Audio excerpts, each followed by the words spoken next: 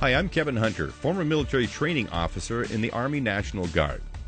Now, my responsibility was getting young recruits ready to head off to basic or advanced individual training in the recruit sustainment programs. Whatever your motivations were for joining the Army, one of your chief concerns has to be physical fitness and making sure that you're ready to go to basic training. They're going to help you out a lot if you haven't done this, but this is just a way for you to get ahead and be one of the PT studs in the Army. Of course, the Army is more than just fitness. You'll learn simple things like how, when you're discovered, to get down on the ground and present the smallest target possible to your enemy, and then roll away and get into a position of cover and concealment. But you'll get a lot more on that later. And of course, you get to run everywhere you go in the Army, so you might as well start now. The first exercise we're going to cover is the flutter kick. It's a scissor kick with your hands under your butt, laying on the ground, and your feet scissoring from 6 inches to about 18 to 24 inches off the ground. Keep your legs nice and straight. These make the top of your quads very strong and your abdominal muscles as well. It'll help you both with your sit-ups and the run that you'll have to do for a 2-mile run later in your PT test. Get used to doing a lot of these because drill sergeants like to use these to smoke their soldiers whenever anything goes wrong. I do as many of these as 500 at a time, and I'm 47 years old, so what's your excuse? The next one is the push-up.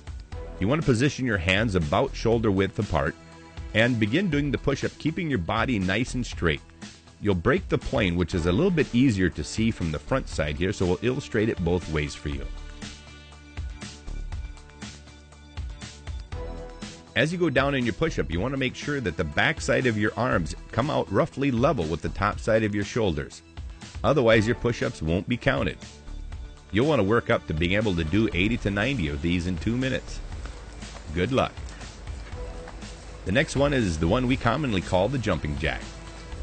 The Army will call this something different, but you'll get to do plenty of these. Get started now. It's a real common exercise for drill sergeants to use again for smoking soldiers. Here is the sit-up, and what I'm doing here is an unassisted sit-up. When you do these in exercises in the mornings and also for your PT test, you'll be assisted by a buddy who will be holding your feet. I got used to doing these without a buddy so that they were easier to do during a PT test. You'll notice as I go down, I let my elbows fly out and then draw them back together as I draw my body up. You can do this, and it's legal during the PT test. Of course, if you don't have somebody around to hold your feet and you want your feet held, you can also slide them under the edge of a sofa or a couch so that your feet are being held and you can do your exercises there. Learn to improvise. The Army will have you do it a lot.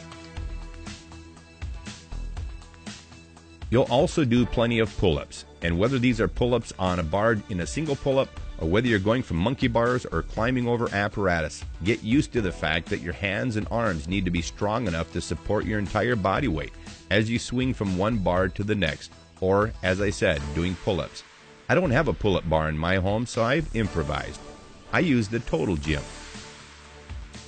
I exercise on this machine twice a week, and when I do, I'll do multiple sets and as many as 1,200 repetitions. I hope this basic overview of some Army exercises was helpful to you. I would encourage you to also look up APFT scores for the Army and find out based on your age what exercises you'll have to do and how many you'll have to do in the time standards given. Again, I'm Kevin Hunter. Thanks for listening.